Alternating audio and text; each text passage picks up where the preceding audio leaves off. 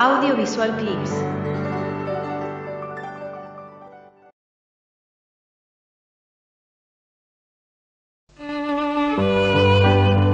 Vamos a hablar hoy de Jon Snow y el cólera en Londres.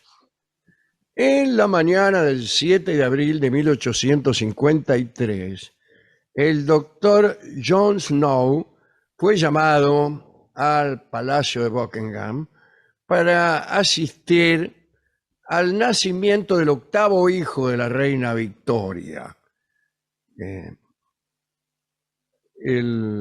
que era el príncipe Leopoldo, ¿no? Bueno, este médico que fue llamado, Jon Snow, tenía 40 años, había nacido en la región de Yorkshire y era uno de los principales defensores de administrar cloroformo durante un parto.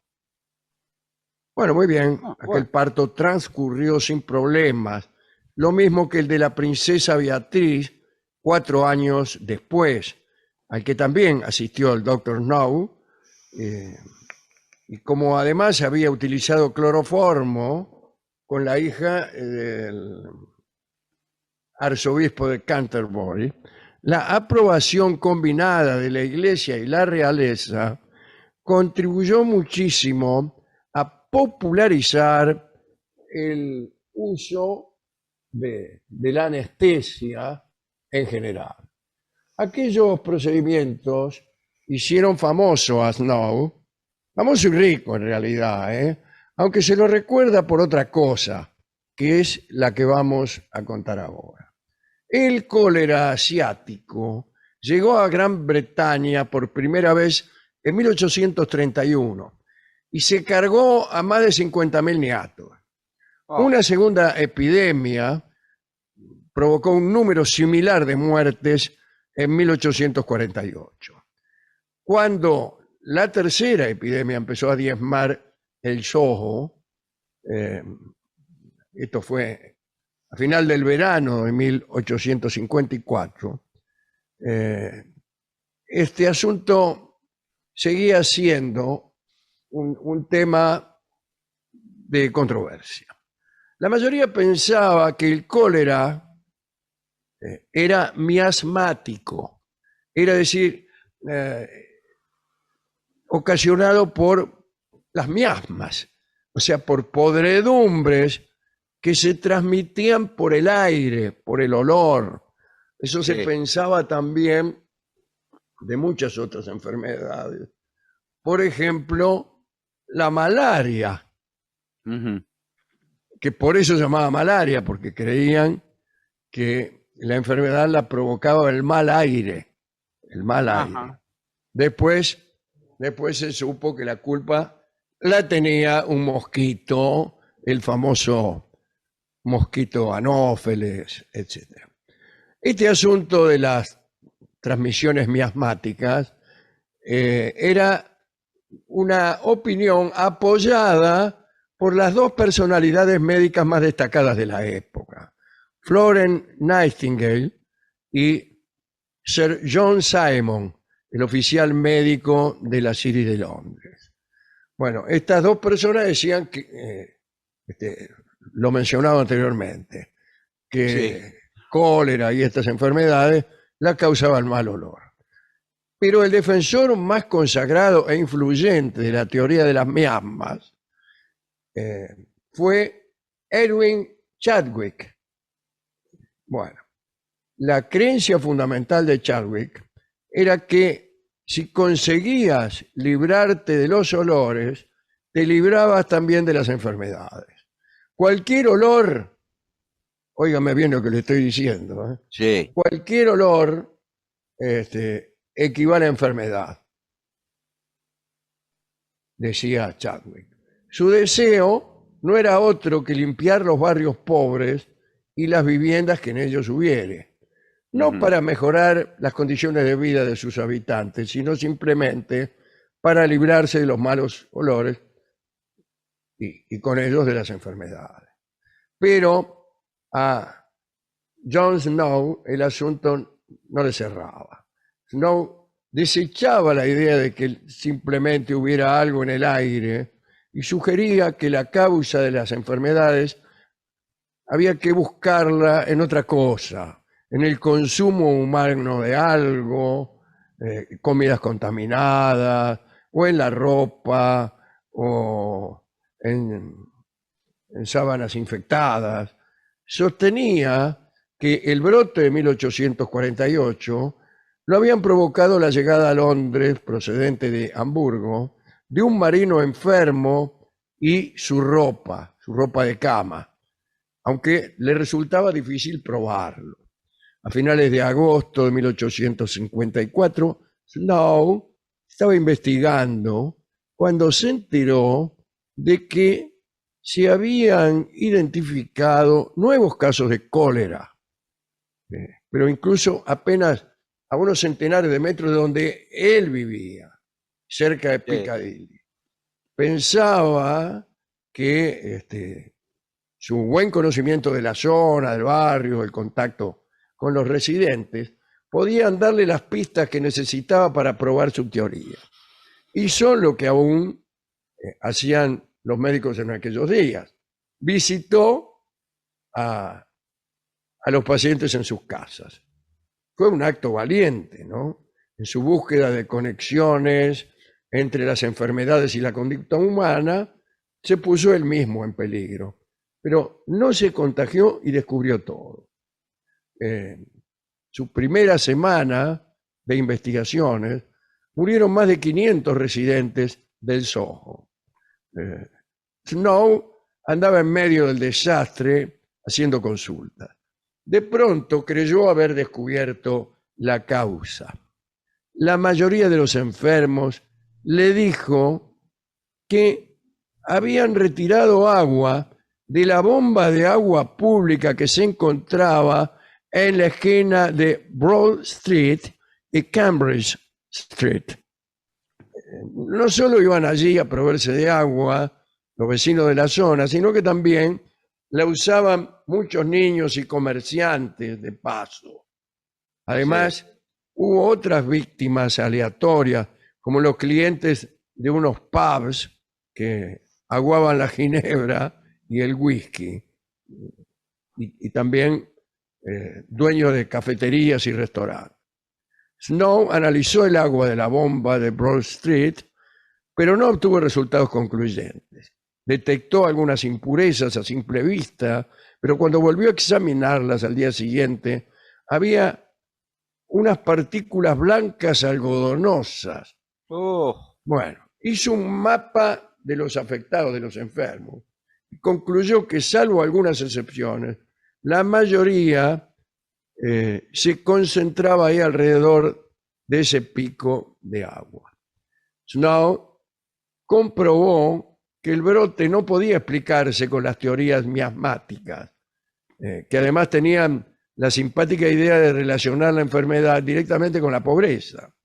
sí. En Estados Unidos, la Comisión Médica del Estado de New York declaró, de hecho, que la enfermedad estaba limitada a los pobres disolutos y que, bueno, surgía enteramente como resultado de sus hábitos de vida. O sea, una especie de meritocracia de la Sí. medicina. Snow les tapó la boca cuando descubrió que en un asilo para pobres, bueno, cercano al lugar en que vivían cientos de personas, no se había producido ni un solo caso de cólera. La razón era que tenían su propio pozo. Los indicios ya parecían abrumadores. Snow se reunió con los concejales, les presentó sus hallazgos. Y dice el mismo Snow, cito a Snow, a consecuencia de lo que les dije, la manivela de la bomba fue retirada al día siguiente y los casos fueron bajados. De todos modos, cientos de habitantes ya habían rajado de la zona asustados. Snow expuso sus hallazgos y expuso también un mapa con los puntos peligrosos de la ciudad en relación a la distribución de agua y a la posibilidad de que el agua se contaminara y siguiera distribuyéndose. Demostró redondamente que el cólera era causado por el consumo de aguas contaminadas con S. No, con heces. Con heces. Contaminadas. No, Él señor, tenía una contaminado S, porque eran muchas aguas. con heces, con desperdicios humanos. No me diga. Sí, sí. Oh, bueno. Este, eh, y esto lo demostró cuando comprobó que los casos de cólera se agrupaban en las zonas donde el agua potable se había mezclado de algún modo Sí, con aguas hervidas, aguas sí. residuales. Me digo yo. Ah, esto sucedió en una conferencia que dio en la Sociedad Epidemiológica. ¿Esto qué? Mezclar agua, el agua con detritus. Eso Claro. ocurrió durante la conferencia. En una esquina mezclaban. No, No, la señor. explicación del La cólera. explicación la dio. Lo que dijo él. Bueno, Sí. esto fue en diciembre de 1854. Pero los de la tesis miasmática eran fuertes y porfiados como el burro, y seguían con su teoría. También circulaba la teoría de que la zona del Soho más afectada por el cólera estaba directamente sobre una fosa común de miles de víctimas de la gran plaga de 1665 y que la podredumbre venía de ahí. Aunque el mapa Snow era una prueba irrefutable, su teoría de la propagación de la enfermedad en relación con el agua no era aceptada en forma general. Durante un tiempo persistió un gran interrogante que Snow no sabía cómo responder. ¿Cómo diablos pasó que llegó a contaminarse el agua de aquella bomba? La respuesta más convincente fue la de un sacerdote local llamado Henry Whitehead, un apellido ilustre para la ciencia y el pensamiento, que en las semanas que siguieron al brote en el Soho llevó a cabo una investigación exhaustiva por su cuenta. Aunque al principio estaba convencido de la teoría miasmática, en el transcurso de sus indagaciones empezó a tener dudas y tuvo una revelación, como corresponde a un sacerdote, cuando una mujer le dijo que vaciaba el agua con sus deyecciones en el Sí. sumidero del sótano. Cuando Whitehead lo examinó, descubrió que aquel contenido se filtraba en la tierra y por lo tanto en las napas de agua. A eso le llamo yo una revelación. Sí. No es una revelación eso. No, bueno, pero escúcheme. Una Hasta ese revelación es momento. que se le presente un ángel Sí, y bueno, le diga cuál es el verdadero origen de las enfermedades. está bien, bueno, pero Bueno, hasta. pocos le creyeron al sacerdote Whitehead y pocos le creyeron a Snow también. Recién se reconoció que el agua había sido la principal causa del cólera en la década de 1870, cuando Sir John Simon, que había dejado su cargo como la principal autoridad de la ciudad en materia sanitaria, ya se había ido y, y ya se había alejado de esta polémica. Fue entonces, en una historia que hemos contado, cuando se encomendó al ingeniero Joseph Bazalgette la misión de terminar con lo que se conoció como el Gran Hedor de Londres, un olor espantoso que tenía el Támesis y la inexistencia de un sistema cloacal. Hemos contado cómo se purificó el agua del Támesis, ¿no? Después del descubrimiento de Snow, Bazalgette, con una red de desagües subterráneos que fue terminada en 1875, hizo mucho para que el cólera no volviera a Londres nunca más. Bueno, Muy bien. no murió en 1858, es decir, incluso mucho antes de todo esto que le estoy contando. De Sí. manera que vaya si estaba fuera del asunto. Estaba fuera del peor modo. Murió incluso a los 45 años, mucho antes de ver el alcantarillado y de que le dieran bolilla en la comprensión de que lo que estaba contaminado era el agua y no el aire. Edwin Chadwick, el niato de las miasmas, nunca creyó lo del agua, ni siquiera después de los episodios posteriores y del alcantarillado. Siguió toda su vida sugiriendo métodos equivocados para eliminar olores y mantener un ambiente sano. Una de sus últimas y más singulares propuestas fue la construcción de diversos puntos de Londres con torres, tomando como modelo la Torre Eiffel de París. Según la visión de Chadwick, las torres podían actuar como potentes ventiladores, atrayendo aire fresco y sano de las alturas y moviéndolo hacia el suelo. Bueno, en el verano de 1890 se fue a la tumba él también, implacablemente convencido de que la causa de las epidemias eran los vapores atmosféricos.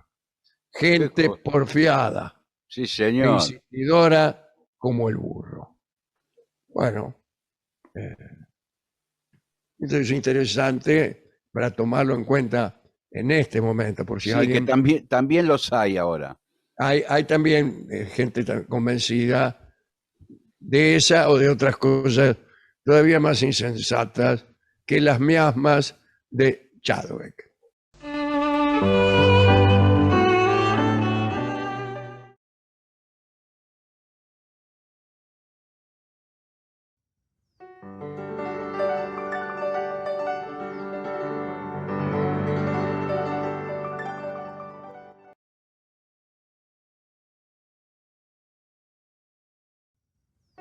Gracias por ver y escuchar este video, y no olvides suscribirte para recibir las notificaciones de nuevos videos todas las semanas.